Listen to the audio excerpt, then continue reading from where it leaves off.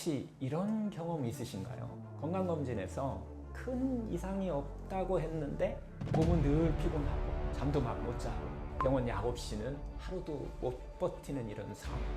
나이 들어서 뭐 당연한 거겠지 하면서 이렇게 넘기기도 하는데요. 우리가 먹는 진짜 음식과 가짜 음식은 어떤 차이가 있나요? 요즘은 텔레비전이나 뭐 인터넷만 이렇게 키워도 뭐 이 음식이 막 슈퍼푸드다, 이 음식 하나면 뭐 암도 낫는다는 이런 정보들이 넘쳐나는데요. 정말 그게 사실일까요?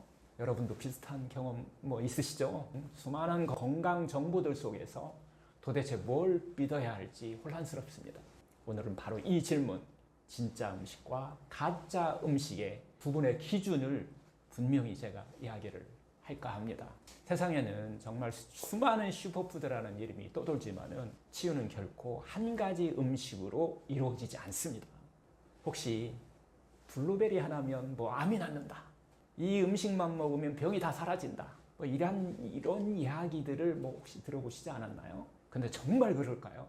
안타깝게도 병은 절대로 한 가지 음식으로는 고쳐지지 않습니다. 하나의 약처럼 기적을 바라는 것은 우리의 소망일 뿐 현실은 그렇지 않죠.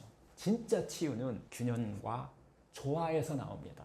다양한 채소와 과일, 통곡물과 어떤 콩류, 견과류 같은 기본 식재료 속에 담긴 9가지 영양소가 고르게 어우러질 때, 그리고 꼭 잊지 말아야 할 것이 하나 더 있습니다.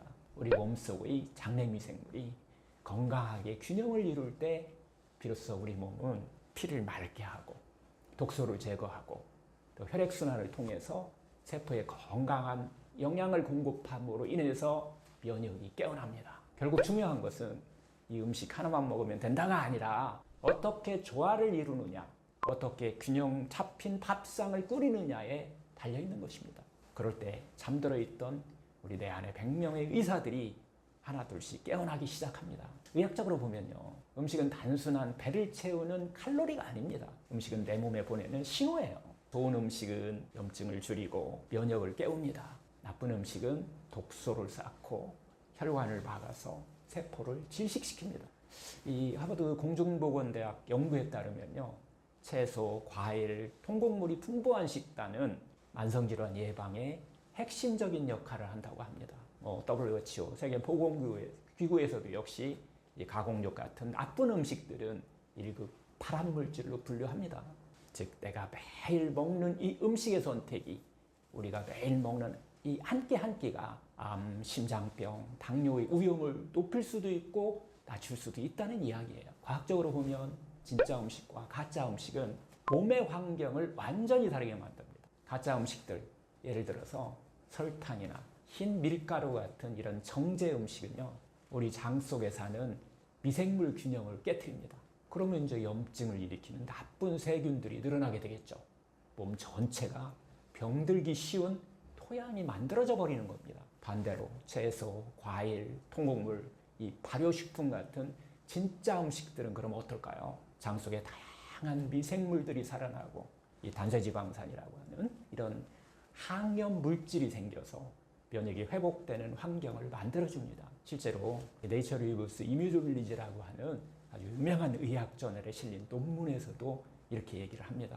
가공식품 위주의 식단은 장내 미생물 균형을 깨트리고 만성 염증을 촉진하지만 채소와 곡물, 발효식품이 많은 식단은 오히려 염증에 억제하는 환경을 만들어준다라고 하죠.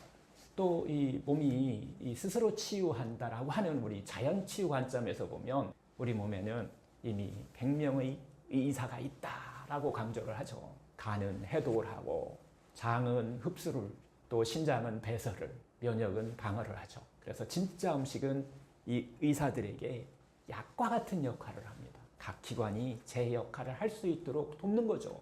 반대로 가짜 음식은 이 의사들을 막 지치게 하고 결국 병이 시작되게 만듭니다. 자연치유가 되려면은 새로운 약을 넣는 게 아니라 내 안에 있는 의사들 다시 일터로 불러내는 것입니다. 자, 그럼 어떻게 실천할까요? 기억하기 쉽게 제가 357 공식으로 정리해 드리겠습니다. 3가지의 구분 기준을 가공한 정도에 따라서 가공이 적을수록 자연 그대로일수록 이거 진짜입니다. 생명력 기준으로도 씨앗을 심으면 싹이 나는 것이 있잖아요. 예, 그런 식품들 진짜 식품이죠. 9가지 영양소가 모두 살아있어야 생명력이 살아있는 겁니다. 또 세 번째는 몸의 반응을 봅니다. 먹고 가벼우면 진짜, 무거우면 가짜입니다. 거기서 5가지 대표적인 가짜 음식이 있는데요. 첫 번째가 정제 탄수화물이에요. 당독수를 만들잖아요.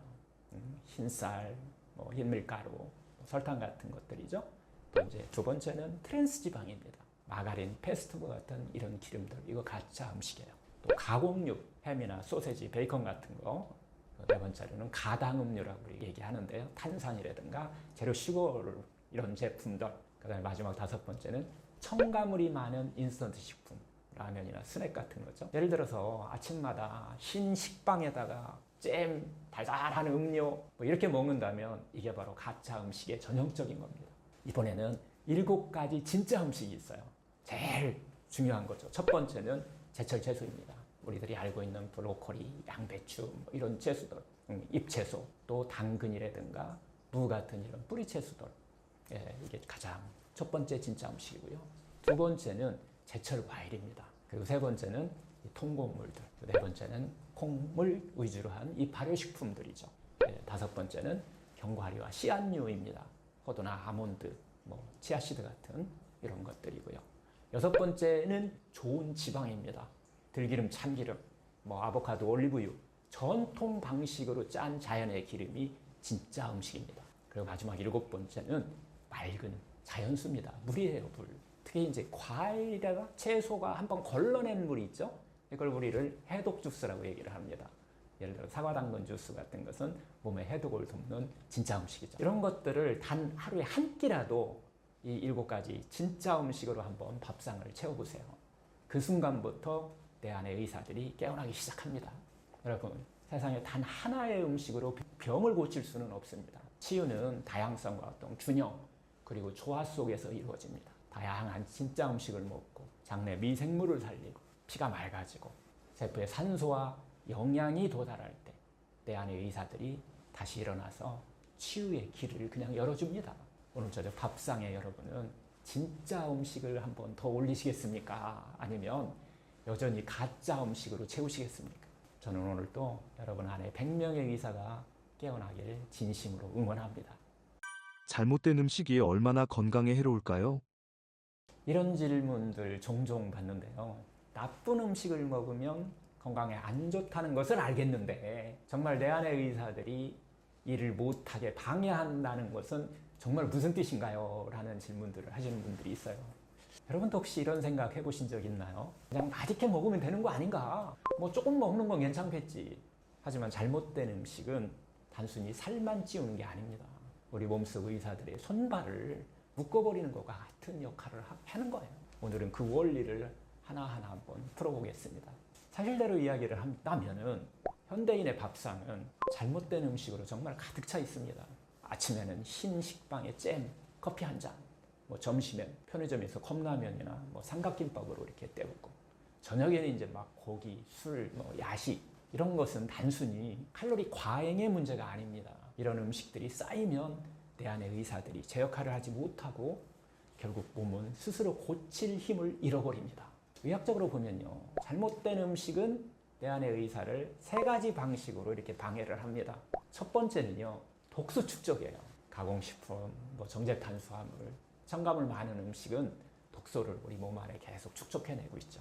그래서 결국은 간, 신장 같은 해독 의사를 지치게 만듭니다. 두 번째는 염증의 촉진이에요. 트랜스지방, 가공육, 설탕이 많은, 당독수가 많은 이런 식품들은 만성염증을 키우게 되고요. 면역 의사가 제 기능을 하지 못하게 만들어버립니다. 세 번째는 순환장애예요.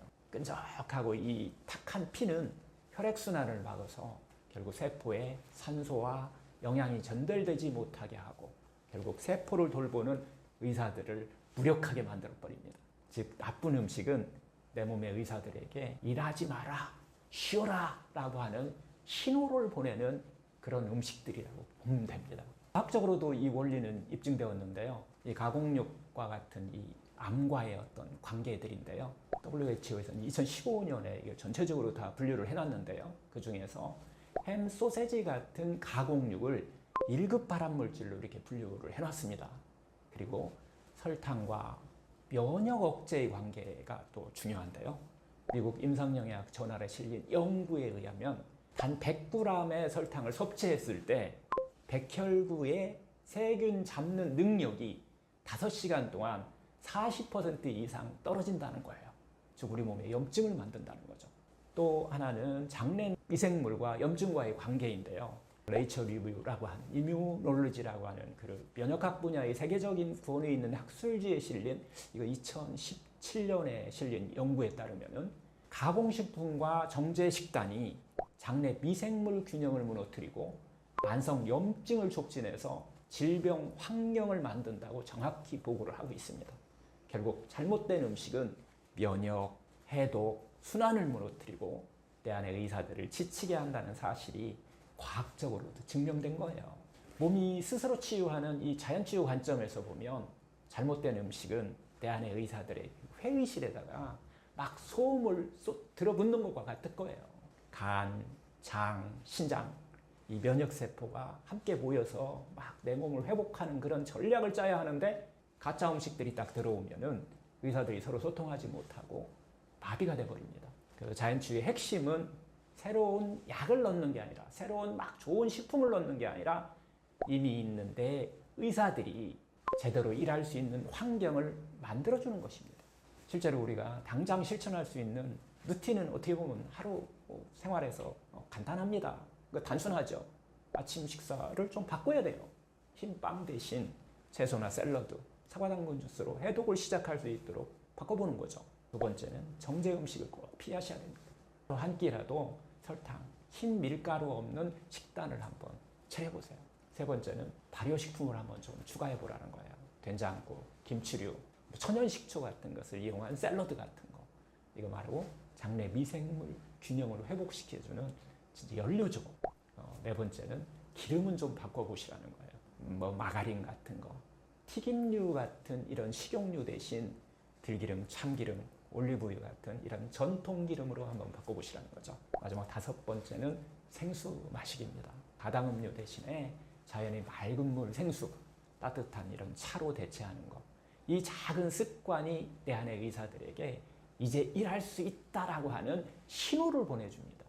여러분, 잘못된 음식은 단순히 몸무게를 늘리는 게 아닙니다. 내 안의 의사들이 제 역할을 못하게 만드는 방해꾼들이에요. 하지만 희망적인 것은 오늘부터 단 한 끼만 바꿔도 내 의사들은 깨어난다는 겁니다. 여러분 꼭 기억하세요. 잘못된 음식은 의사를 잠재우고 진짜 음식은 의사를 깨웁니다. 오늘 저녁 밥상에 여러분은 어떤 선택을 하시겠습니까? 저는 오늘 또 여러분 안에 100명의 의사가 깨어나기를 진심으로 응원합니다. 진짜 음식을 챙겨 먹고 건강이 좋아진 사례가 있나요? 혹시 이런 경험 있으신가요? 건강검진에서 큰 이상이 없다고 했는데 몸은 늘 피곤하고 잠도 막 못 자고 병원 약 없이는 하루도 못 버티는 이런 삶. 나이 들어서 뭐 당연한 거겠지 뭐 하면서 이렇게 넘기기도 하는데요. 어느 날 큰 병으로 쓰러져 버리는 경우, 우리 주변에서 이런 경우도 종종 많이 있잖아요. 오늘은 제가 만난 한 환자분의 이야기를 한번 나누려고 합니다. 진짜 음식을 만나서 삶이 바뀐 이야기입니다. 그분은 58세 여성분이었는데요. 가사와 막 직장 생활로 늘 바쁘게 살아오신 분이었습니다. 퇴근 후에 집에 돌아오면 늘 피곤해서 막 소파에 그냥 쓰러져 있고, 저녁은 뭐 라면이나 인스턴트, 또 때로는 막 치킨과 맥주가 하루의 일상이었습니다. 그 환자분은 병원에 오시면 늘 이렇게 저한테 이야기를 하세요. 원장님, 저는 늘 피곤해요. 아침에도 눈이 잘 안 떠지고 퇴근하면 그냥 막 누워요. 병원에서는 특별한 병은 없다고 하는데 저는 왜 이렇게 매일 아픈 걸까요? 그렇게 그분은 겉으로 보기엔 큰 병은 없었지만 몸은 이미 신호를 보내고 있었던 겁니다. 그분은 결국 유방암 진단을 받았습니다. 갑작스러운 이런 소식에 무너졌죠. 왜 하필 나일까? 나는 병원 검진도 꼬박꼬박 했는데. 항암 치료가 시작되자 부작용은 더 심했습니다. 입안은 막 헐고, 감기는 달고 살고, 또 머리카락은 막 빠지고, 몸과 마음도 막 지쳐갔습니다. 그분은 눈물을 흘리면서 말했습니다. 살아도 사는 게 아닌 것 같아요. 매일이 막 지옥 같아요. 그때 저는 이렇게 말씀드렸습니다. 치유는 약만으로는 되지 않습니다. 이제는 밥상을 좀 바꾸셔야 합니다. 제가 권한 건 거창한 뭐 이런 것들이 아니었습니다. 기상시 아침에 일어나자마자 생수 한 잔과 아침에는 사과 당근 주스로 해독을 시작하셔야 된다. 점심은 다양한 잎채소와 뿌리채소가 이렇게 조화를 이룬 5-3-14법. 저녁은 가볍게 두부와 샐러드 같은 거, 그리고 따뜻한 차 한 잔. 그리고 일상생활에서는 이 자연의 음식을 3가지 기준으로 꼭 고르는 것을 습관화하셔라. 첫 번째는 가공이 적은 것을 음식으로 선택하셔라. 두 번째는 생명력이 살아있는 것을 음식으로 선택해라. 세 번째는 먹고 나서 몸이 편안한 음식으로 선택을 하셔라 라는 이야기를 드렸는데요. 처음엔 당연히 힘들었죠. 그리고 나서 이분은 원장님, 저는 빵이 없으면 막 살 수가 없어요.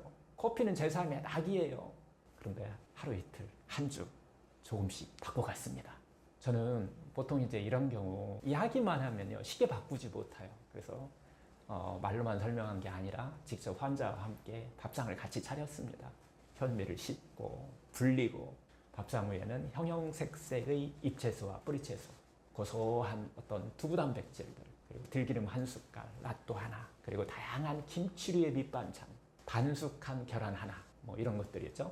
그리고 제가 제일 좋아하는 게 있는데 양파를 식초 절임한 것들, 그리고 또 작년에 담아둔 명이나물, 뭐 여주를 초절임한 거, 이렇게 하다 보니까 어느덧 풍성한 자연밥상이 차려졌습니다. 제가 말했습니다.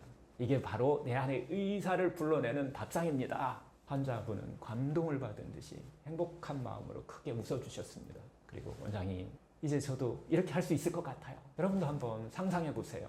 오늘 저녁 밥상에 이런 음식들이 올라간다면 여러분의 몸은 어떤 변화를 맞게 될까요? 그분은 밥상을 바꾼 지 이제 한 달 정도가 지나자 놀라운 일이 일어났습니다.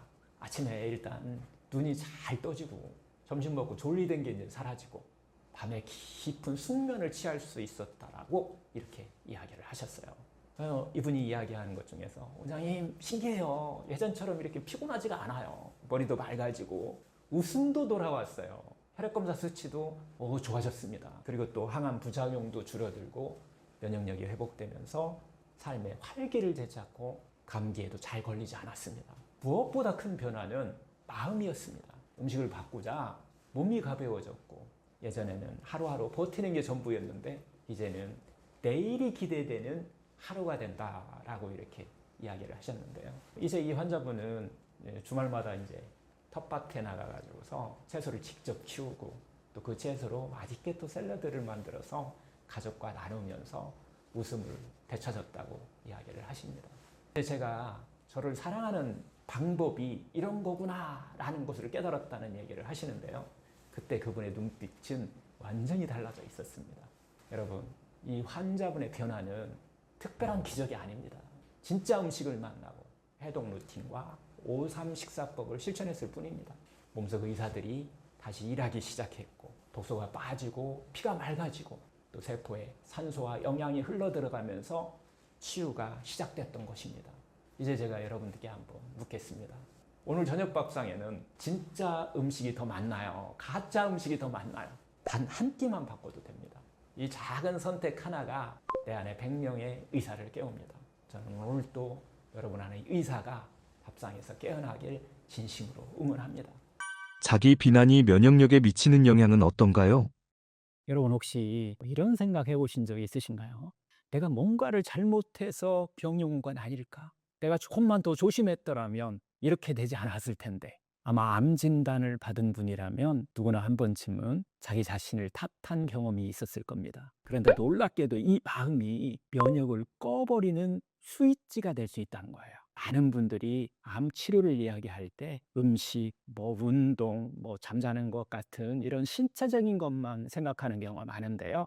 진짜 회복을 가르는 것은 바로 마음입니다. 그 중에서도 이 자기 비난, 자책감이라고 하는 이런 부정적 감정은 면역을 부러뜨리는 가장 무서운 감정 독소예요. 오늘은 자기 비난, 이 자책감이 내 몸속 의사들을 어떻게 잠들게 하는지, 그리고 왜 그것이 치유에 가장 걸림돌이 되는지를 함께 이야기해 보려 하는데요. 제가 만난 이 환자분들 중에 많은 분들이 이렇게 말합니다. 원장님, 다 제 탓이에요. 제가 관리를 잘했으면 이렇게 안 됐을 텐데. 또 가족에게 너무 짐이 돼서 너무 미안해요. 내 몸 하나도 지키지 못한 내가 너무 한심도 하고요. 뭐 이렇게 얘기하는 경우가 많은데요. 여러분도 혹시 이런 생각을 해보신 적 있으신가요? 내가 스트레스를 잘못 풀어서 뭐 이게 생긴 병인 것 같다. 내가 병원에 더 일찍 갔어야 했는데 아이들이 막 침이 되고 말았다라고 하는 이런 생각들. 이렇게 스스로를 향한 비난의 말들은 단지 기분을 나쁘게 하는 데서 끝나지 않습니다. 이런 생각이 오래되면 몸은 이렇게 말합니다. 이 몸은 싸울 가치가 없다라고 이렇게 느껴진다는 거예요. 이젠 스스로를 지켜야 할 이유가 없다. 그렇게 면역은 서서히 힘을 잃고 내 안의 의사들은 일을 하지 않습니다. 의학적으로 보면 자기 비난은 단순히 기분이 우울한 수준을 넘어서 세 가지 차원에서 몸에 영향을 미칩니다. 첫 번째는 신경계에 영향을 미쳐요. 자율신경의 불균형 문제를 초래합니다. 자기 비난 상태는 몸을 긴장 모드, 교감신경 우위로 바꿔버리는 거예요. 그래서 혈관이 수축되고 소화는 억제되고 산소 공급이 줄어들게 됩니다. 결과적으로 세포 환경은 산성화가 되고 또 저산소 상태로 바뀌면서 이것은 암세포가 가장 좋아하는 환경으로 바뀌어버린다는 거예요. 두 번째는 호르몬계의 문제인데요. 이 스트레스 호르몬이 폭발하게 되면은 또 결국 이 지속적인 죄책감과 자기 비난은 이 코티솔이라고 하는 스트레스 호르몬을 쭉 증가시켜 버리죠. 이 호르몬이 오래 높아지게 되면 우리 몸은 지금은 싸울 때가 아니다라고 판단하고 활동을 하지 않고 멈춰버립니다. 세 번째는 면역계의 문제인데요. 면역세포의 기능 저하를 초래합니다. 이 지속적인 자기 비난은 NK세포와 T세포, 또 대식세포의 활동을 급격히 떨어뜨립니다. 이 면역세포들은 암세포들 감시하고 제거하기도 하고 내 안에 의사 역할을 하게 되는데 그들이 실해되면은 몸은 스스로 싸울 힘을 잃어버리게 되는 겁니다. 결국 자기 비난은 단순한 감정이 아니에요. 그것은 몸을 긴장 상태로 몰아넣고 호르몬을 폭발시키기도 하고 면역군의 무장을 해제시키는 연쇄 반응이 일어나는 겁니다. 세계적인 어떤 심리와 몸의 관계 연구지인 저널 오브 사이코 소매틱 리서치라고 하는 연구에 따르면요. 만성적으로 자기 비난하거나 죄책감을 느끼는 사람들은 NK세포라고 그러죠. 자연 살해세포, T세포 활성이 30% 이상 낮아졌다는 결과가 있어요. 이는 곧 암세포를 감시하고 제거하는 내 안의 의사들 절반 가까이가 이를 멈춘다는 뜻입니다. 또 면역학의 본의지인 네이처 리뷰 이뮤놀로지라고 하는 2011년 연구에서는요. 만성적인 어떤 심리, 스트레스가 코티솔을 상승시키고 이는 면역을 억제하고 염증 반응을 증가시키면서 세포 환경을 산성화로 이어져서 결국 암세포의 생존을 돕는다라고 이렇게 밝혀지기도 했습니다. 또 다른 연구에서도 자기 비난과 어떤 이런 우울감 같은 것은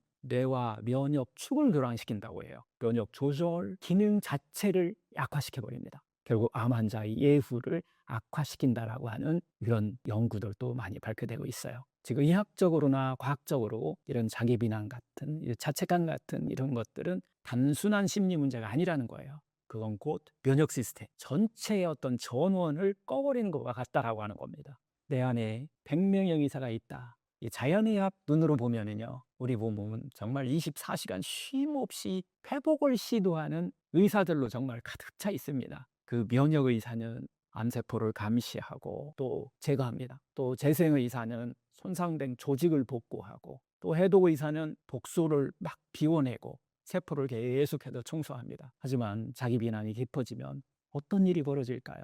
나는 쓸모없어. 나는 실패자야. 라는 이런 생각들은 마치 이 의사들한테 당신이 일할 이유가 없어 라고 말하는 것과 같습니다. 결국 그들은 일을 멈추고 회복은 정지되고 몸속은 암세포가 자라기 좋은 환경으로 변해갑니다. 반대로 나를 용서하고 자기 자신에게 상냥하게 대하기 시작하면 내 안의 의사들은 다시 일터로 다 돌아옵니다. 결국 치유는 나를 용서하는 순간 시작됩니다. 그때부터 내 안의 의사들은 다시 출근할 준비를 하게 되는 거죠. 제가 만난 50대 여성 환자분 이야기인데요. 이분은 유방암 진단을 받은 후에 늘 자신을 막 탓했습니다. 매일 밤 막 눈을 감으면 내가 왜 이렇게밖에 못했을까라는 생각이 머릿속을 떠나지 않았어요. 아이들을 돌보느라 내 몸을 돌보지 못한 이게 내 잘못이다라는 이런 생각들, 가족에게 짐이 되는 것 같아서 너무 미안하다는 이런 생각들, 이런 생각 하나가 몸을 무겁게 만들고 잠을 또 빼앗고 면역을 꺼버렸습니다. 결국 면역세포는 수치가 떨어지고 항암 부작용은 점점 심해졌던 그런 환자분이었는데요. 저는 이분께 이렇게 말씀드렸어요. 당신은 잘못한 게 없습니다.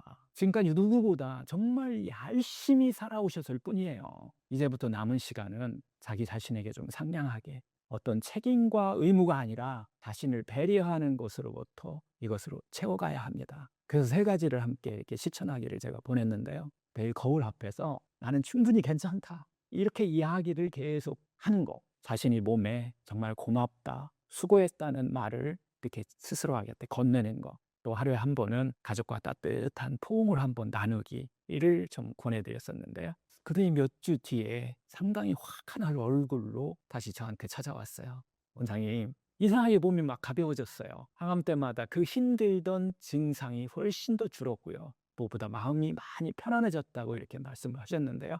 결국 자기 비난을 내려놓자 면역이 다시 깨어나고 몸이 다시 회복의 길을 걷기 시작한 것입니다. 여러분, 병을 만드는 건 몸이 아니라 마음일 때가 많습니다. 그 중에서도 가장 무서운 적은 자기 자신을 향한 비난입니다. 치유는 생각보다 단순합니다. 나를 책망하는 대신 나를 좀 위로하기, 과거를 후회하는 대신 지금 이 순간을 좀 돌보기, 왜가 아니라 지금부터를 선택하기. 자기 비난이 멈추는 순간 내 안에 100명의 의사가 다시 일하기 시작합니다. 그리고 놀라운 몸의 변화, 회복력이 다시 회복된다는 거예요. 오늘 하루 거울을 보면서 이렇게 한번 말해보세요. 나는 잘못된 게 아니야. 나는 지금도 충분히 소중한 사람이야. 그 말 한마디가 내 몸의 의사들에게 다시 일어날 힘을 줍니다.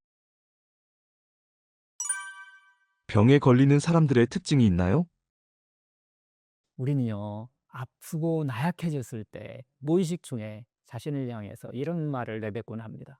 내가 왜 이렇게밖에 못 살았을까? 가족들의 민폐만 막 끼치네?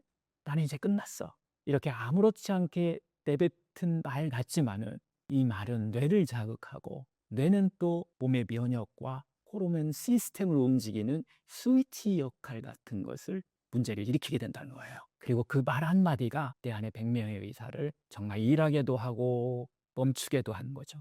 오늘은 암 한반 환자분들이 가장 자주 하는 이 자기 비난과 이 두려움의 말, 그리고 그 말이 몸속에서 어떤 변화를 일으키는지 함께 이야기를 해볼까 합니다. 제가요, 환자분들을 상담하다 보면 정말 놀라운 만큼 이 비슷한 말들을 반복해서 듣게 되는데요. 이런 얘기들이에요. 원장님, 다 제 탓이에요. 내가 더 조심했어야 했는데, 가족한테 미안해서 얼굴을 못 보겠어요. 나는 이제 쓸모없는 사람이에요. 앞으로 뭐가 달라지겠어요? 소용없어요. 이 말들은 단순한 푸념이 아닙니다. 한 사람의 몸을 무너뜨리는 감정의 독소입니다. 예를 들어 볼까요? 나는 쓸모없는 사람이야. 이 말은요, 뇌에게 지금은 싸울 가치가 없다고 신호를 보내는 거예요. 그 신호는 자율신경을 교란시키고 면역 세포를 잠재우게 됩니다. 또 앞으로 또 뭐가 달라지겠어? 이 말은 회복의 의지를 꺼버립니다. 몸은 치유의 에너지를 생산하지 않고 재생, 해독 시스템도 다 느려지게 돼 있어요. 결국 말은 생각을 만들고, 이 생각은 신경계를 움직이게 되고, 그 신경계는 면역 시스템을 총지휘합니다. 이 심리학과 이 면역학이 만나게 되면 한 가지 결론에 이르게 됩니다. 말이 곧 세 가지 생리 반응을 일으킨다는 거예요. 첫째는 뇌 신경 반응인데요. 부정적인 말을 계속 반복하다 보면 뇌에 있는 편도체가 활성화되고 위험 신호를 지속적으로 보내게 된다는 겁니다. 결과적으로 교감신경이 과활성되고 몸이 늘 긴장 상태에 놓이게 된다는 거예요. 둘째는 이 호르몬의 반응인데요. 나는 실패자야. 나는 끝났어. 이런 말들은 코티솔과 아드레날린 같은 이 스트레스 호르몬을 폭발시킵니다. 이 호르몬은 면역세포의 작동을 방해하고 해독 의사의 어떤 고장을 불러일으킵니다. 세 번째는 면역 반응인데요. 부정적인 말과 이런 생각들은 면역세포의 활성도를 떨어뜨립니다. NK세포나 T세포, 암세포를 잡지 못하고 몸은 회복보다 생존 모드로 전환하게 됩니다. 즉, 말 한마디가 몸의 생리 전체를 바꾸는 면역 스위치가 된다는 거예요. 이 심리와 면역의 상관관계를 다루는 세계적인 학술지들이 많이 있죠. 그중에서 Brain Behavior and Immunity라고 하는 이런 2020년 연구 결과가 있는데요. 자기 비난 언어를 자주 사용하는 사람은 NK세포 활성이 25에서 30% 낮아지고 염증성 사이토카인이 증가한다라고 하는 게 결과입니다. 또 스트레스가 면역과 어떤 호르몬에 영향을 주는 이런 것들을 다루는 또 세계적인 학술지가 있죠. 사이코뉴로 엔도크리놀로지라고 하는 이런 연구에서는 부정적 자기 대화를 자주 하는 이런 집단은 코르티졸 수치가 상당히 높게 나타난다는 거예요. 그리고 면역 반응 지표가 현저히 떨어진다는 것입니다. 또 다른 연구에서도 이 감정적 자기 비난과 두려움이 지속되게 되면 뇌 면역 축이 교란되면서 암세포 생존 환경, 즉 저산소와 산성화가 조성된다고 이렇게 보고가 되고 있습니다. 말 한마디가 곧 세포의 언어이고 그 언어는 회복과 퇴행을 가려는 경계선이 될 수 있다는 거예요. 이 내 몸이 스스로 치유하는 힘이죠. 자연의학적인 시선으로 보게 되면 우리 몸 안에 100명의 의사는 늘 귀를 열고 있습니다. 괜찮아, 다시 해보자라고 하는 이 말 한마디에 이 면역의사가 활동을 시작하고 재생의사가 건강한 세포를 재생하기 시작합니다. 하지만 나는 가치 없어 라는 이 말에는 그들이 소리를 딱 뒀고요. 그냥 잠을 자버립니다. 이렇게 우리 몸은 말 한마디에 반응한다는 거예요. 희망의 언어를 들으면 희망 프로그램을 가동하고 절망의 언어를 들으면 치유의 계획을 멈춰버립니다. 말은 약이 될 수도 있고 또 독이 될 수도 있다는 거죠. 그리고 그 약을 만들 수 있는 사람은 바로 자기 자신입니다. 어느 환자분 이야기인데요. 유방암 진단을 받은 60대 여성 환자분이 계셨어요. 그분의 입에서는 늘 이런 말이 흘러나왔어요. 나는 가족에게 침이 돼요. 다 끝났어요. 이제 소용없어요. 이제 살아서 뭐 하겠어요. 이 말들이 이어질수록 면역 수치는 점점 떨어지고 항암 부작용은 점점 심해졌습니다. 전 그분께 이렇게 말씀드렸어요. 말을 좀 바꿔보면 어떨까요? 진이 아니라 사랑하는 가족의 이유다. 이렇게 한번 바꿔보시고요. 끝이 아니라 지금부터 시작이라고. 그리고 작은 실천을 한번 보내드렸습니다. 하루에 3번 아침 저녁으로 나는 괜찮다는 말을 이야기하기. 하루에 한 번은 고맙다는 말을 내 몸에게 이렇게 말해주기. 하루에 한 번 또 나는 지금도 사랑받는 사람이다 라는 것을 소리내어 나한테 말해주기. 이분도 몇 주가 지나자 몸이 확 달라지기 시작했습니다. 몸이 좀 가벼워지고 피로도 줄고 밤에 잠을 자기 시작했다고 해요. 무엇보다 마음이 편안해진 것이 가장 큰 변화였습니다. 이 말 한마디가 바뀌자 몸 전체가 반응한 거예요.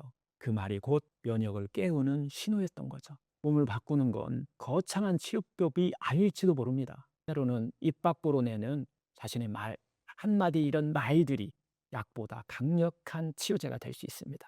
나는 실패자가 아니야. 나는 아직 할 수 있어. 지금부터 다시 시작이야. 이 말들은 내 안에 면역 의사들을 깨울 수 있고요. 몸속 치유 프로그램의 스위치를 켜는 언어들입니다.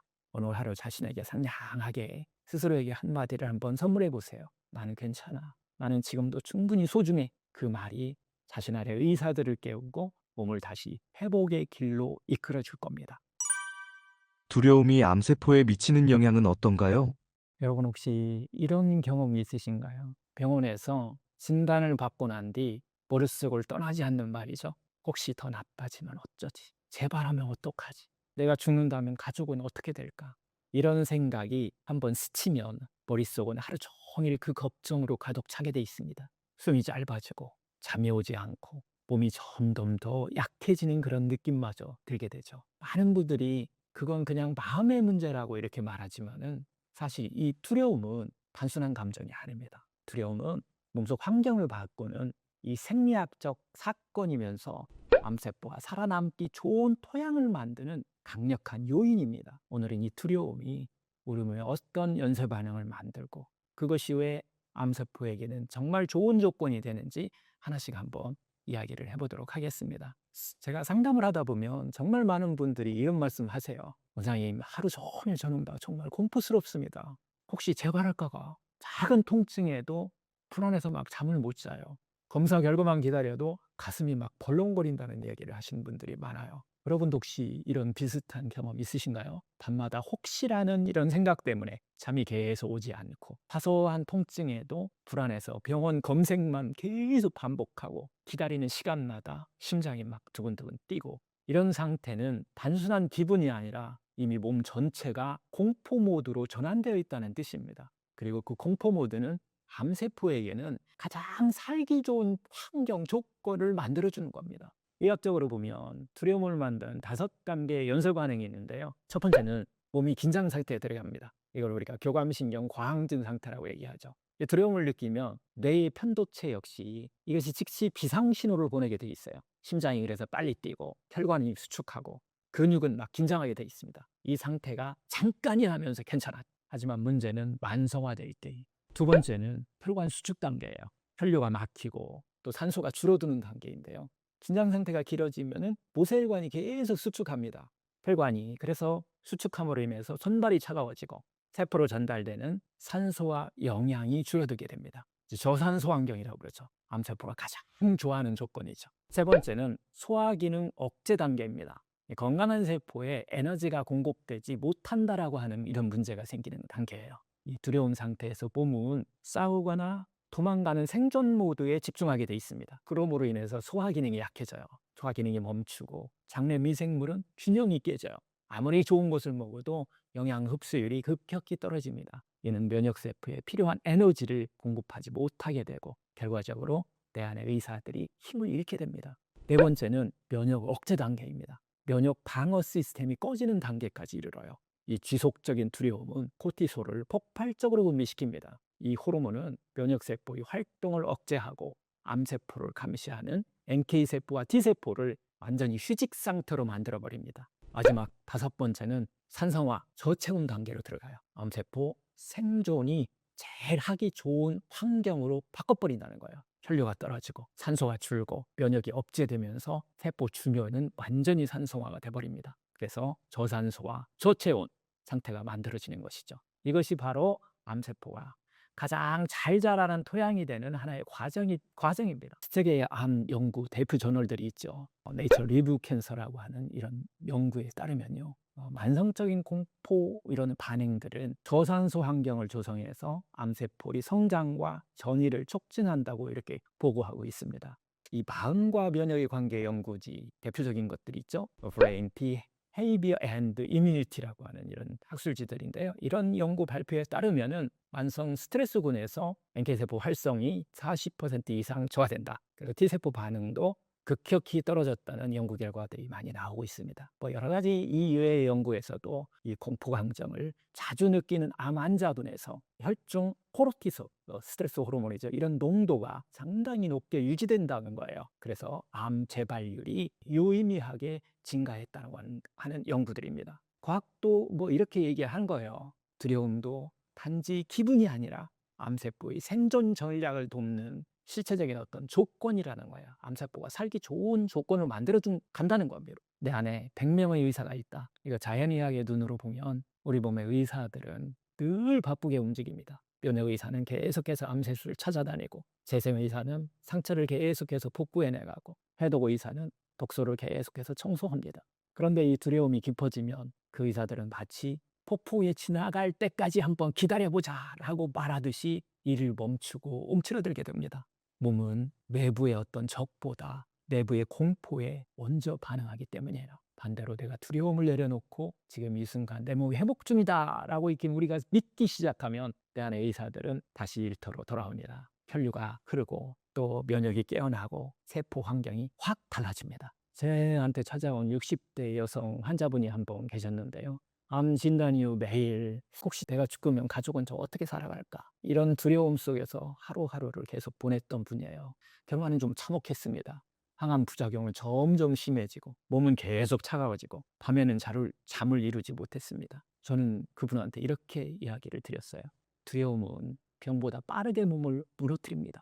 지금 이 순간에도 몸은 계속 회복하고 있어요. 그걸 믿고 한번 자기 자신을 믿고 한번 맡겨보시죠. 그리고 우리는 하루에 10분 동안 호흡 알아차림 연습을 시작했습니다. 지금 숨 쉬는 이 순간 나는 살아있고 계속 회복 중이다 라는 이런 메시지를 자기한테 주는 건데요. 이런 죽음에 대한 또 건전한 신념을 몸에 새겨 넣는 연습을 계속 반복했어요. 몇 주 뒤에 환자분은 이렇게 이야기를 하셨습니다. 원장님, 요즘 밤에 마음이 한결 편안해요. 불안이 줄어드니까 몸이 좀 덜 힘들고 항암 치료도 훨씬 더 쉽게 내가 잘 견뎌내고 있어요. 이렇게 두려움을 내려놓자 몸이 다시 스스로 치유하기 시작한 거예요. 여러분, 병을 악화시키는 건 암세포 자체보다 그 암세포를 두려워하는 우리의 마음일 때가 많습니다. 두려움이 커질수록 혈관은 닫히고 면역은 잠들고 암세포는 웃게 돼 있어요.